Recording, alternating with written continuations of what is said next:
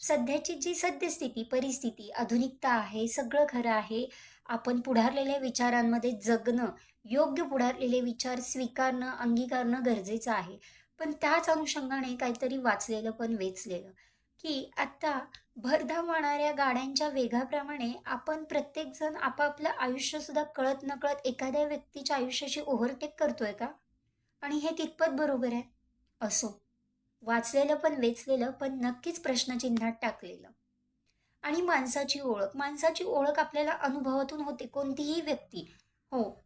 मग प्रत्येक वेळेस अनुभवच घ्यायची गरज आहे का? अनुभव हा गुरु आहे. अनुभव आपल्याला भक्कम बनवतो, धडे देतो.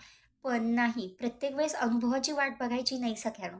कधीतरी फक्त त्याच एखाद्या व्यक्तीची जर का पारख करायची असेल, तर फक्त एवढंच म्हणायचं, "सध्या जरा अडचणीत आहे." विषय खल्लास. बघा पटतंय